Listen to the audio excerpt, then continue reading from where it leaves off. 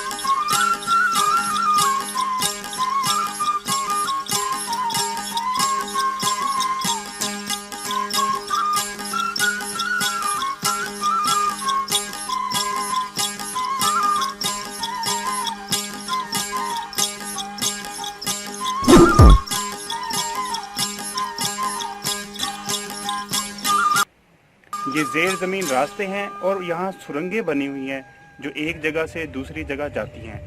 आइए थोड़ा आगे जाकर देखते हैं।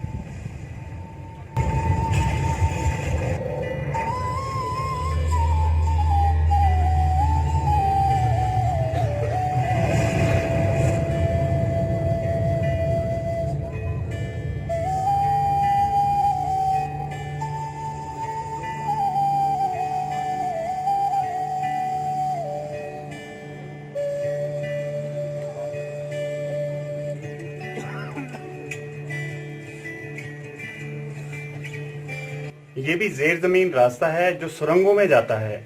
यहाँ से सामान पार्सल हुआ करता था एक जगह से दूसरी जगह। ये देखें, ये सामान को ऊपर लाने के लिए ये पट्टी रखी गई है।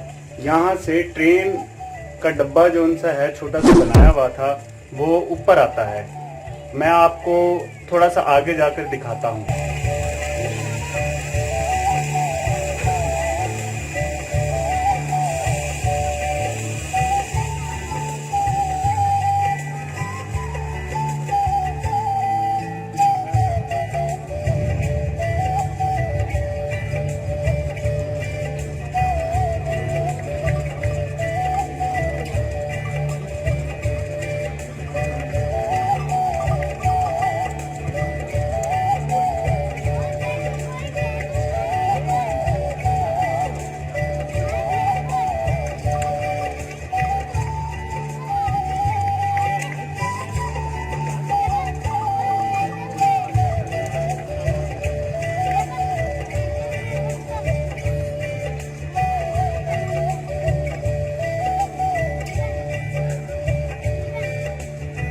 ये ऊपर मोर्चों में जाने का रास्ता है।